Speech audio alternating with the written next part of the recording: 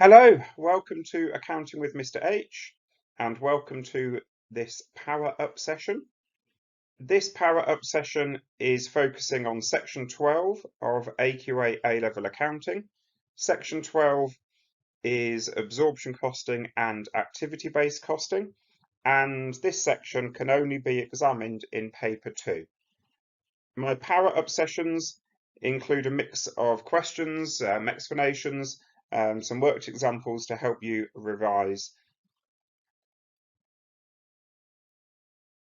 If you're enjoying the videos, which I hope you are, please do subscribe to the channel, like, share, and comment on the videos. Let me know what you'd like to see in future videos.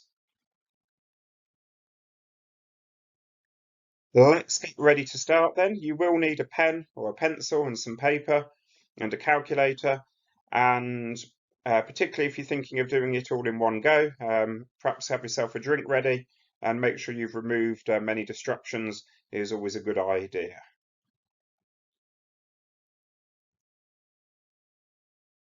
Okay, so we're going to kick off then with some multiple choice questions. As I'm sure you know, both Paper 1 and Paper 2 of AQA A-Level Accounting start with 10 multiple choice questions. And you should be aiming to do each of these in about a minute or thereabouts. So let's just get straight into it then, see how you fare with just 3 questions on Section 12. Here we go.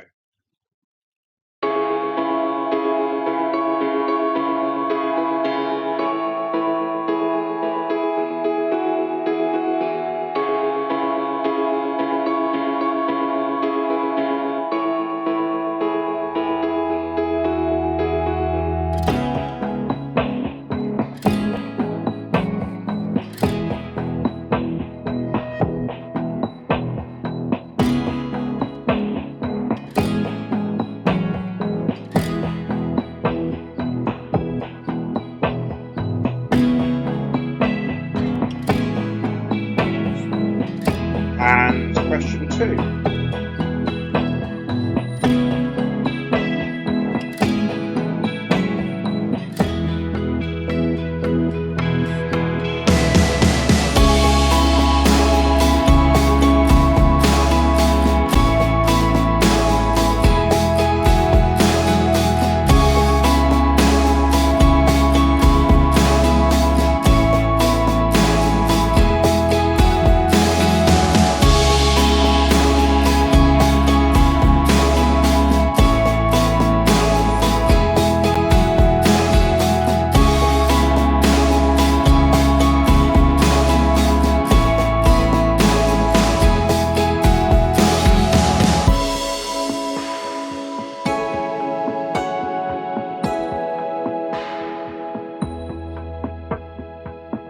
About 10 seconds.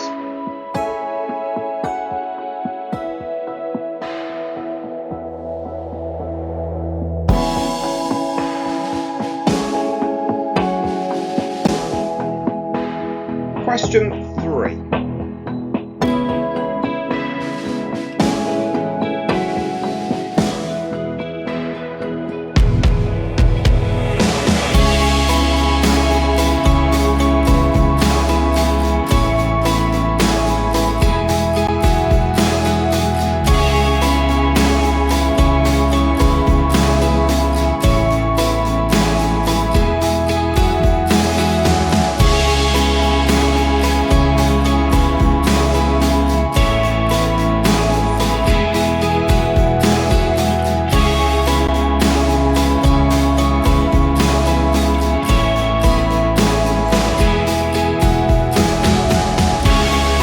Seconds.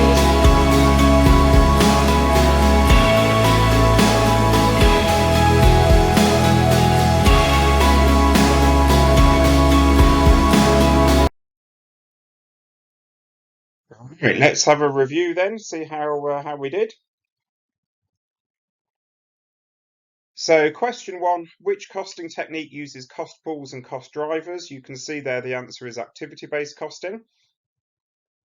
Marginal costing, activity-based costing, and absorption costing are 3 costing techniques, ways of costing a product. Standard costing, remember, is more to do with setting a standard, a target, if you like, of what should happen in terms of the amount of material or labour that should be used to make a product and the cost of that. Question 2. So you can see there the answer is B. How did we work this out? Well, we calculated the direct materials and the direct labour. So direct materials, we needed to do 3.5 multiplied by £12. For direct labour, we just needed to be slightly careful because it only needed 45 minutes and the labour rate is £16 per hour. So 45 minutes is 3/4 of an hour, so therefore the labour would only be 3/4 of the 16, so the labour would cost £12. And the overheads are £3.80 per direct labour hour. Well, we know that, we've just said that the labour hour is actually only 45 minutes. So £3.80, we only want 3/4 of that, so 75%, 3/4 of £3.80 is £2.85. Add those things together, the materials, the labour, the overheads, that gives me the total cost per unit, and then all I've got to do then is add on 20% for the markup, gets me to the answer of B.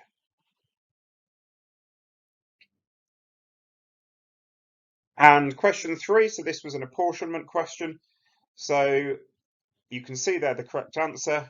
If you're not sure how to work it out, let's just quickly go through it. So the supervisors' salaries are apportioned based on the number of employees.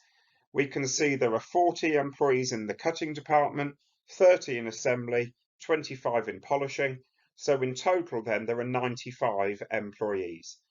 So what I need to do is do 294,500 divided by 95. That will give me the amount of supervisor's salary to be apportioned per employee. And then the question has asked me for the assembly department. So then I'm going to multiply that answer by 30 because there are 30 employees in the assembly department. And then that apportions 93,000 out of that 294,500 to the assembly department.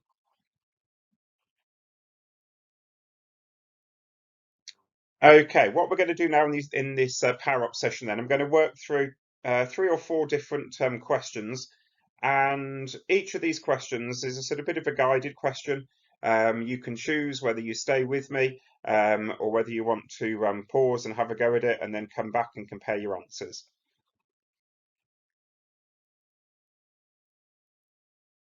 So this question then is asking us, it says the following information is available. Cutting department costs, assembly department costs, rent, supervisor salaries, machine depreciation.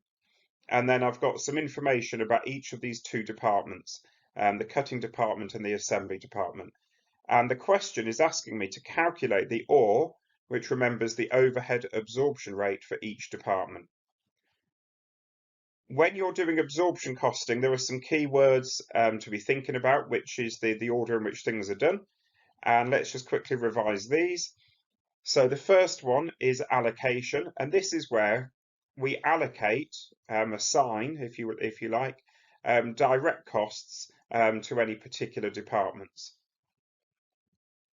After allocation comes apportionment, and this is where we take indirect costs and we find a way using some sort of fair basis to apportion, in other words, share out the indirect costs to the different departments or cost centres. And then lastly, we come to the absorption, which is where we calculate the overhead absorption rate, and then that will enable us later to work out the total cost per unit. So if you want to have a go at this question yourself, I'd pause the video here. Otherwise, I'm just going to skip straight on then and have a review and go through the answer with you.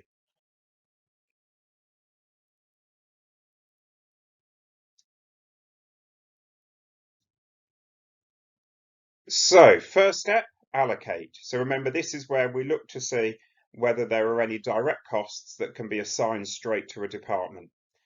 If I look at that information, it says the cutting department costs are £14,000. Well, the only department then that is liable, if you like, responsible for those costs is the cutting department. So they don't need to be shared out. They're a direct cost that's been incurred by the cutting department. So you'll see over on my answer on the right-hand side, I'm starting to put it in then. So the direct costs, 14,000 for the cutting department. Likewise, the assembly department, 16,000. Well, that's a direct cost then incurred specifically by the assembly department. So 16,000 can be given assigned to that department. Then I come to the apportionment of the indirect costs. So I've got the rent, the supervisor salaries, the machine depreciation. And the thing with these indirect costs is they can't be assigned to one particular department. You know, the rent, both the cutting department and the assembly department are within the building, the factory, whatever it is. So they're both liable, responsible. They've both got to take on a share of that £72,000 of rent. So using absorption costing, we need to apportion the rent between the two using a fair basis of apportionment. And then that's where we just look at the information they've given us to see what's probably the fairest thing to use. And in that table on the bottom left, I've been given the floor area. So that would seem the most logical one for rent. So I'm going to put rent then in my answer. There we go. And then to apportion, remember, we saw it in the multiple choice question a moment ago. So what I've got to do, if I look at the floor areas, we've got 28,000 square meters in the cutting department and 22,000 in the assembly department. So in total then there are 50,000 square meters and the rent is £72,000. So what I'm going to do is I'm going to do £72,000. I'm going to divide that by 50,000 square meters and that will give me £1.44. So the rent then is £1.44 per square metre. I'm then going to multiply that by 28,000 square metres for the cutting department. And that tells me then that the cutting department, the amount I'm apportioning is £40,320. And then I'm doing the same thing for the assembly department. Gets me an answer of 31,680. Then I move on to the supervisor salaries. And same idea, this time the fairest thing to use is going to be the number of employees. So there are a total of 52 employees. So I'm going to do 57,460 divided by 52 and then multiplied by 20 for the cutting department. Gets me an answer of 22,100. And then same idea for assembly, gets me 35,360. And then the other indirect cost we've got, the other overhead we've got is the machinery depreciation. And based on the information there, they've given me the machinery cost. So that would be a logical basis to use. So the total cost of the machinery, the cutting department is 270,000 and the assembly department is 190,000. So that's £460,000 at cost. So I'm going to do the machine depreciation, 47,380, and I'm going to divide that then by the 460,000 cost, and then multiply that by the 270,000 for the cutting department, and that's going to tell me then that the cutting department, the apportionment amount is 27,810. And then same logic for the assembly, there we go, 19,570. I'm going to do a little quick total there. So total overheads. So just going to add them up. Because I didn't have much space, I haven't sort of done a column sharing what basis I'm using.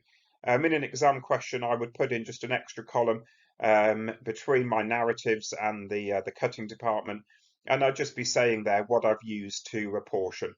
So, for instance, for the rent, I'd literally just write floor area. Supervisors, I'd write number of employees, and so on. Then they want me to calculate the OAR. Now with absorption costing, you'll hopefully remember there are only a choice of two OARs. You can either calculate an OAR based on the machine hour rate or based on the direct labour hour rate. And unless it tells you otherwise, the general practice is to use whichever one is the greater, the higher amount. So if we look at the cutting department, we can see in the cutting department it uses 32,000 labour hours and 60,000 machine hours. So to work out the OR, what I'm going to do then is I'm going to divide the total overheads by whichever is the greater. And in this case, it's the machine hours. So you'll see it coming up in my answer there, so 60,000. But for the assembly department uses more labour than machinery, 50,000 labour hours, but only 28,000 machine hours. So for the assembly department then, that one we would say is labour intensive. So I'm going to divide their overheads by 50,000 labour hours. And then the total overheads divided by the hours will give me the OR. So for the cutting department, 104,230 is the total overheads. I'm going to divide that by 60,000, which we decided was the machine hours, the one we wanted to use. And that gives me an answer. I think it becomes a sort of decimal figure, but I'm just going to round it then to 2 decimal places. So it gives me an answer of £1.74. Similarly, for the assembly, 102,610 divided by 50,000, round it if you need to, and I've got an answer of £2.05. Don't forget, in an exam question, you would need to write that more fully. So for the cutting department, I would write the OR is £1.74 per machine hour. And for the assembly department, the OR is £2.05 per direct labour hour. Sometimes they ask for a reason, so why you chose machine or labour. So I would just need to explain that for the cutting department, I chose to use the machine hours because that department is capital intensive. In other words, it uses more machinery than it does labour hours. And for the assembly department, I chose to use the labour hours because that department is labour intensive.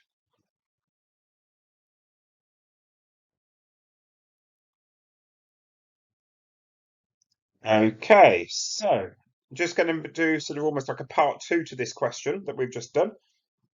So now we're being told the following information is available, and we've been given the costs per unit. Direct materials, direct labour. It takes 6 machine hours to make 1 unit. And you'll see there, for ease of reference, I've just copied over the ORs that we've just calculated. Cutting department, £1.74 per machine hour. Assembly department, £2.05 per labour hour. And the business uses a markup of 40%. And now we're being asked then to use the ORs that we've calculated in the previous question to calculate the total cost per unit and the selling price per unit. So again, you can choose to pause here and give it a go yourself, or stay with me and we'll work through it together.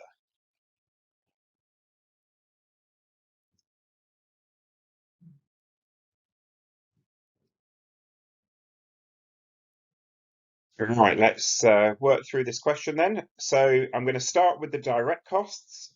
So direct materials, it says it needs to make 1 unit 4 meters at £2.50 per meter. So 4 multiplied by £2.50 is going to be £10 in materials. For direct labour, it needs 3 hours and the workers are paid £16 per hour. So 3 times 16, £48. That gives me the total direct cost per unit, £58. But now I need to absorb a share of the overheads into each cost unit. And this is where the ORs come in. So the first OR was for the cutting department. So each unit needs to take on a share of the cutting department's overheads. And we're going to do that at a rate of £1.74 per machine hour. That was the whole point of working out the OR.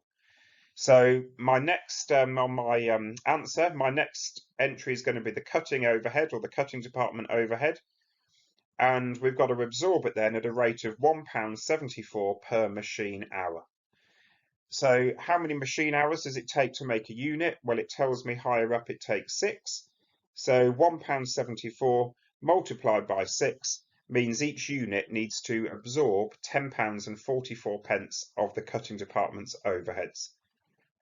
Same idea for the assembly department. So I've got the assembly department overhead, but this time it's £2.05 per labour hour. And we know we've been told that it takes 3 labour hours to make a product. So £2.05 multiplied by 3 is £6.15. I'm going to add those overheads then onto the direct cost per unit. Gives me a total cost per unit of £74.59. And then finally, it says, what is the selling price per unit? So I'm just going to add the markup 40%, and that's going to give me the selling price per unit. I'll need to round it, I think, to a couple of decimal places. And there we go, £104.43.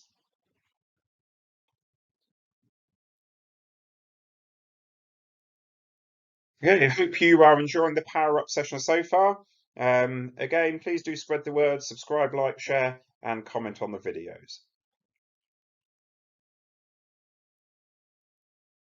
Next thing we're going to do then, we're going to have a look at under-absorption and over-absorption. Right then, the following information is available for January 2025 and February 2025. I've got the sales and production for each month in units. The selling price per unit £22, the direct cost per unit £6. There was no opening inventory at the 1st of January, and the budgeted fixed production overheads of £15,300 per month are absorbed based on a budgeted output of 3,000 units per month. Calculate the total production cost per unit using absorption costing. So pause and give it a go if you wish, or stay with me and we'll get straight into the answer.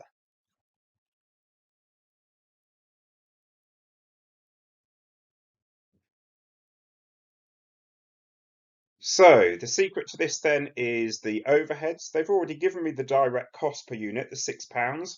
So that will be presumably the direct materials, the direct labour, but they've already done it for me, £6. So I've just got to worry about the overheads, and that last sentence then will enable me to work out an OAR, an overhead absorption rate. So the overheads of 15,300 are to be absorbed based on a budgeted output of 3,000 units per month.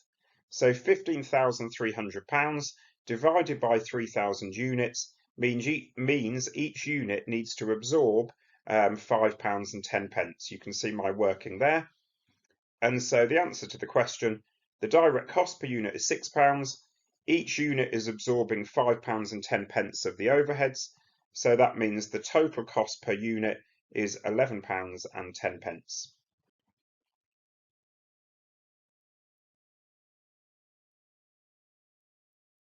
Right, part 2 of the question. So I've got the same information, but now the question is asking me to prepare an income statement using absorption costing for the month of February 2025. I have just put there in a green box my working from the previous question, just to remind me how we calculated the total cost per unit of £11.10. So pause and give it a go, or stay with me and we'll get straight on to the review.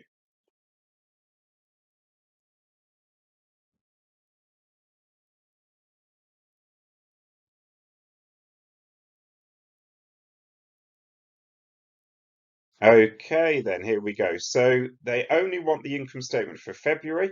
I don't have a title for my income statement because I didn't have enough room, but obviously we would want to put a title.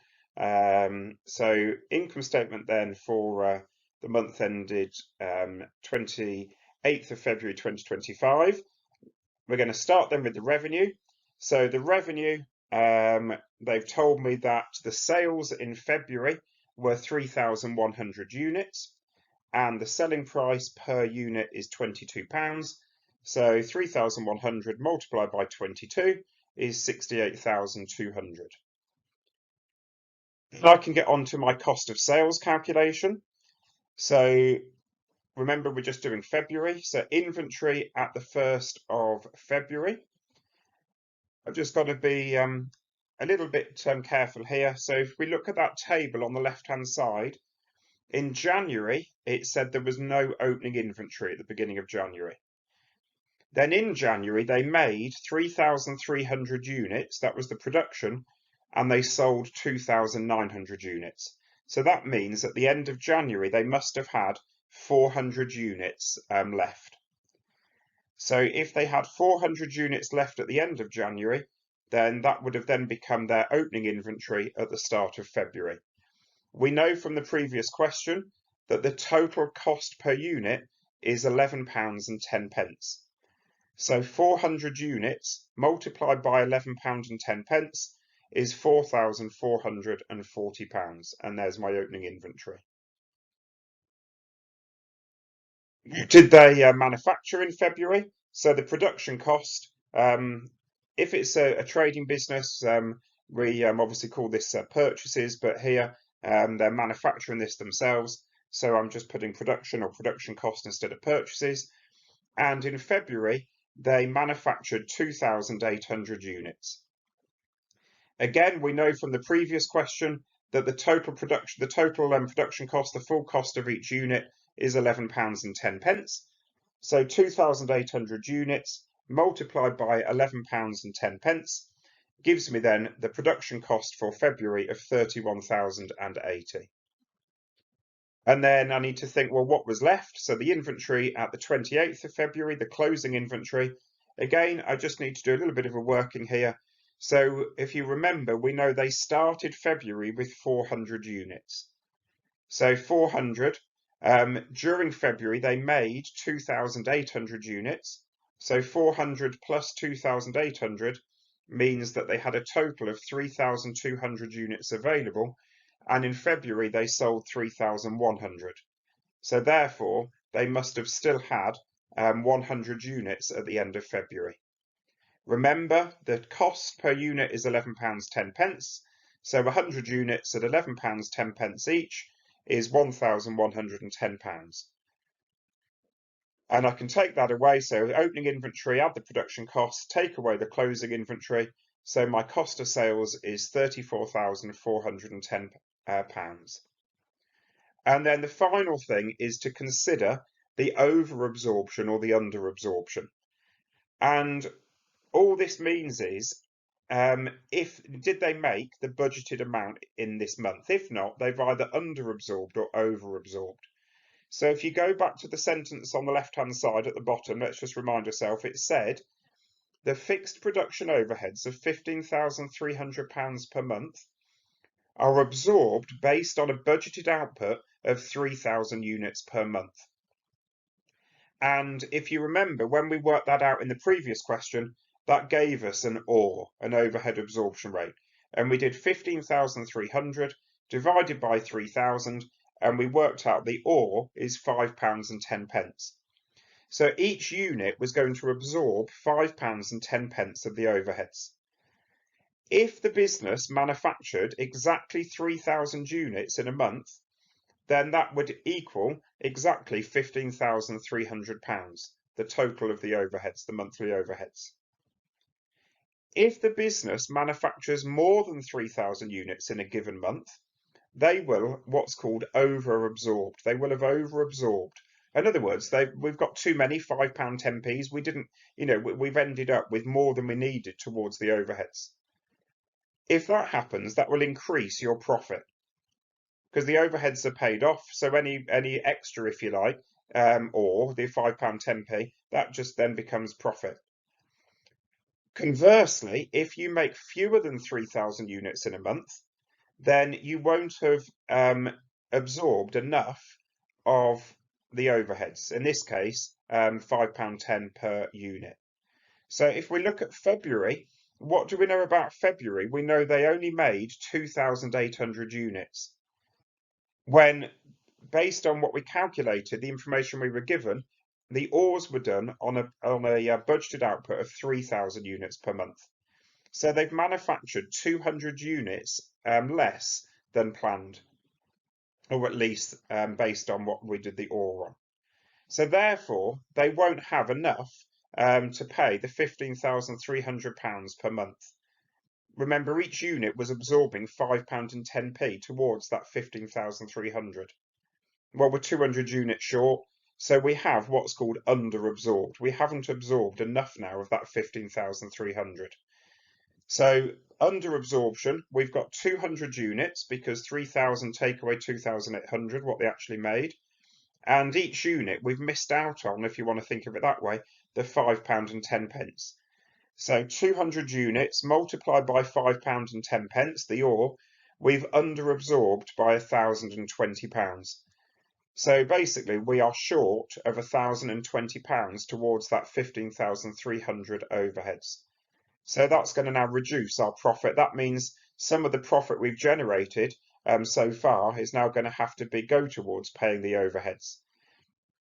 So I've got my revenue 68,200, take away the cost of sales 34,410, and then take away this 1,020 for the under absorption means the profit is £32,770. As I say, in another question, it could be an over-absorption. If we've been asked to do the income statement for January, we can see that in January they actually manufactured 3,300 units. So that's 300 more than the budgeted output. So in January they would have over-absorbed. So I would have done 300 units multiplied by £5.10, and then I would have added that on as an over-absorption. That would have increased my profit. In other words, they've absorbed more than the 15,300 that they needed for the overheads.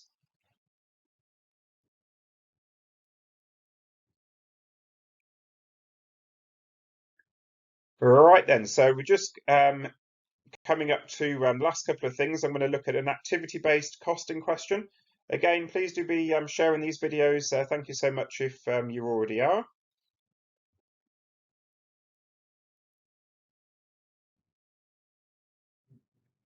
So a little look at activity-based costing. So this question, we have ARC PLC manufactures two products, A and Z. The business uses activity-based costing. Following information is available per month. They've given me the material costs, the labour costs, the production in units, and the number of units per batch. Each batch requires machinery to be reset. The total machinery setup costs are £27,450 per month. Quality inspections for both products are carried out every 120 units. The total cost of quality inspections is £17,755 per month. And the selling prices are based on a 60% markup on total production cost using absorption costing. And the question asks us for each product, calculate the total cost per unit and the selling price per unit. So again, give it a pause and a go, or stay with me and we'll work through it together.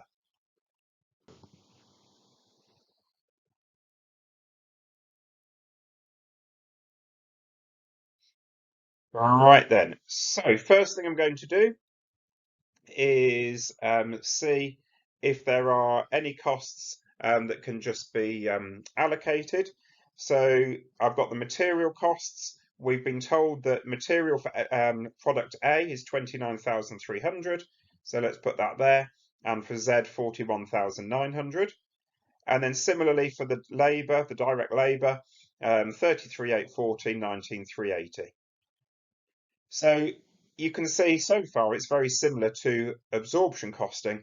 Any direct costs are just allocated to the product that has incurred them, or the department that's incurred them. Where is activity-based costing different to absorption? Well, it's in how it now deals with any indirect costs, any overheads. So activity-based costing uses cost pools and cost drivers. So the first one we've got is the setup costs. And the way I'm going to work this out then, if you look at the underneath the table, it says each batch requires machinery to be reset. The total machinery setup costs are 27,450 per month. So that 27,450 is the cost pool. What I need to know is what is the cost per driver. And the cost driver is basically the resets. Every time they have to reset, That is what we're calling a cost driver, and that is contributing towards the total cost pool, the total setup cost of 27,450. So the question is, how many times does the machinery have to be reset? Well, if I look at the table, product A, they make 200 units per batch, and they're making 4,200 units in total.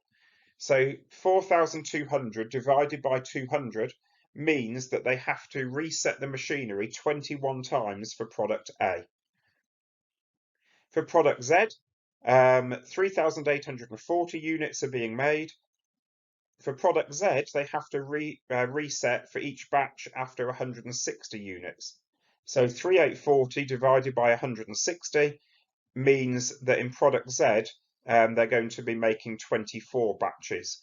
So in other words, the machinery has to be reset 24 times. So 21 times for product A, or 21 batches for A, and 24 for Z. So in total, that's 45 batches. So 45 times the machinery has to be reset. So all I'm going to do is take the cost pool of 27,450, divide by 45, and that's going to give me the cost per setup. And then for A, we know we worked out A needs 21 setups. So 27,450 divided by 45 multiplied by 21 means A, the costs for A for setups is £12,810. And then do similar for Z, only this time it's going to be 27,450 divided by 45 multiplied by 24, because there are 24 batches to make all of the units for Z. And that gives me 14,640. So that, what we've now done is we have attributed the machinery setup costs to each of the products themselves. So attribute is really the key word with activity-based costing. So whereas absorption costing uses apportionment, activity-based costing attributes, it uses attribution. Then I'm going to do the next one, which is the quality inspections. So very similar. So it tells me quality inspections for both products are carried out every 120 units. So A, they're making 4,200 units. So 4,200 divided by 120 means A has to be inspected 35 times. And Z, 3,840 units divided by 120 equals 32 times. So in total, there are going to be 67 quality inspections. So I'm going to take then the cost of quality inspections, 17,755 per month. I'm going to divide that by 67. And then for product A, we said that is 35 inspections. So multiplied by 35 means the quality inspections for A, the amount I'm attributing is 9,275 to A. And then similar logic for Z gets me to 8,480. So as I say, you know, the process for absorption costing and activity-based costing in terms of the overheads, the indirect costs, is very similar. It's just that whereas absorption costing uses apportionment, such as floor area or number of workers, and then it works out an OAR, whereas activity-based costing finds the cost pool, divides it by the number of cost drivers to get a cost per driver, and then uses that to calculate the amount to attribute to each product. Total cost then, so I'll just add up each of those columns. There we go, 85,225, 84,400. And we've been told the selling prices are based on a 60% markup. So total cost per unit. So they want the answer per unit. So product A, 85,225 divided by 4,200 units, £20.29. Again, you might need to round. Remember, this is management accounting, so don't be surprised if you have to round here and there to pounds and pence, 2 decimal places. And then for product Z, 84,400 is the total to make all of product Z. Divide by 3,840 units, £21.98. They want to use a 60% markup, so I'm just going to add on then the markup of 60%, and again, a little bit of rounding, but it gets me to my selling prices. £32.46, £35.17.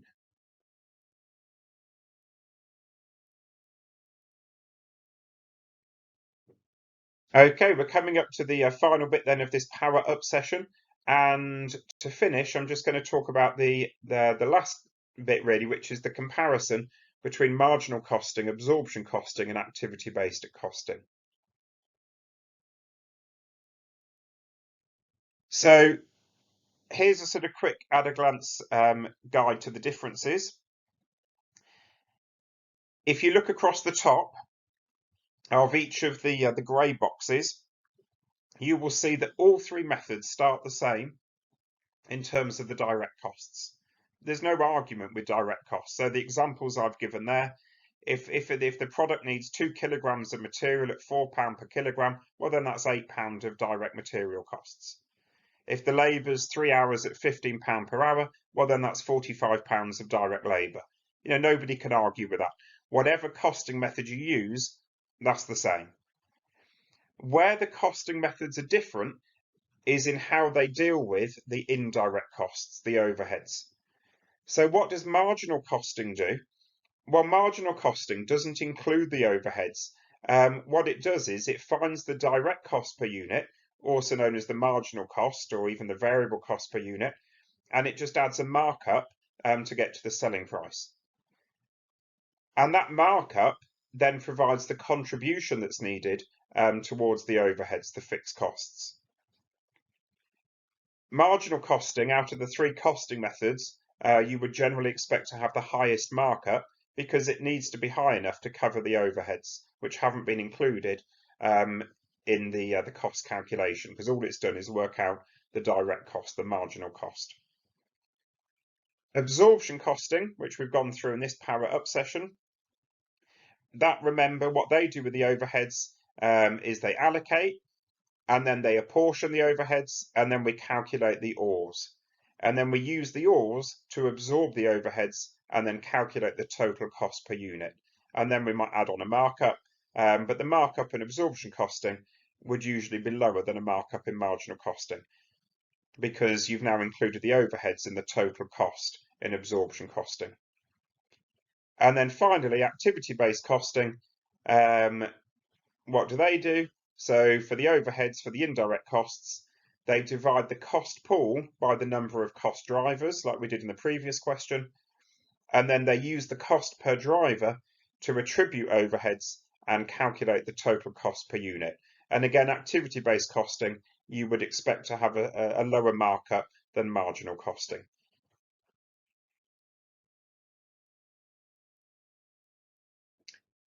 And just some comparisons in terms of benefits and drawbacks of each costing method. So marginal costing, the green boxes are obviously the benefits. Marginal costing is particularly useful for decision making. So for example, one-off orders, because we can work out and make sure that the variable costs are covered. So using, the marginal costing enables us to set a selling price that we know will definitely cover the variable costs. And if it yields us any further positive contribution, then that's great. But it makes sure that if we are doing things like one-off orders, that we're going to cover the variable costs. One of the problems with marginal costing is it doesn't consider overheads, because remember, it doesn't build overheads into the cost. The marginal cost is literally just the direct cost, the variable cost. It doesn't include overheads. So there's always going to be a bit of a risk that A, your selling price might be less accurate because you're just adding on a markup to the marginal cost in order that markup will then be used as become contribution towards your overheads. Well, there's always going to be a risk then that your selling price is either too low if you didn't add enough markup, and then there's a risk of not covering your overheads and making a loss, or there's a risk that your selling price might be too high. And remember, particularly in price competitive markets, that might not be a good thing either. The other thing to remember with marginal costing is you can't use it to value inventory because it's not what they call a full cost per unit, because it doesn't include overheads. Absorption costing, it can be used to value inventory because it includes overheads in the calculation of the cost per unit. The main problem with absorption costing, and it's very much a more traditional method, and it does still work and can work in sort of more traditional industries, but a lot of people use this phrase that it's quite an arbitrary approach. In other words, it's not particularly scientific. You've only got a choice of machine hours or labour hours when you're working out an OAR, unless you're going to do it just based on the number of units. But any of those ways, it's not particularly scientific. You also run the risk that in the end, you can have things that don't really make sense. So, for example, if you think back to the question we did earlier on absorption costing, one of the overheads was supervisor salaries. And we apportion those supervisor salaries based on the number of employees. Well, that seems fair enough. But then think what we did. For one of the departments, we did an OAR based on machine hours. So having apportioned it based on the number of workers, ultimately we have then absorbed the supervisor salaries based on machine hours. So as I said, the logic isn't quite there. It isn't a particularly scientific approach, or perhaps it might not be that accurate. It brings us then to activity-based costing. Again, we can use it to value inventory because it includes the overheads. Arguably, it's going to give you the most accurate calculation of unit costs and therefore selling prices, because you're actually identifying what is driving each cost pool. Why is that a good thing? Because again, if it's a competitive market, you want to make sure that your unit cost and your selling prices are reflective of each product. It's also easier to identify inefficient areas and take action, because activity-based costing is actually working out what's driving the cost. So for instance, in the question we did on activity-based costing, one of the cost pools was the setups. It said after each batch, they need to reset the machinery. Well, a business now can see clearly what the cost pool is of machine setups and then take action if that seems to be inefficient. So they might think, okay, well, why is this cost pool more? Why is it so expensive? How can we reduce it? Well, one way could be is it possible to increase the size of each batch? And then that way you won't have to reset the machinery so many times. The problems with activity-based costing, it is going to take time to set up and track cost pools, cost drivers, and some overheads may still need to be absorbed. It isn't always going to be possible or easy to identify a cost driver for every overhead. So for instance, something like rent, you may still end up absorbing using apportionment. And there we are, another Power Up session complete. Hope you found it useful. Thanks very much. Please do subscribe, like, share, and comment.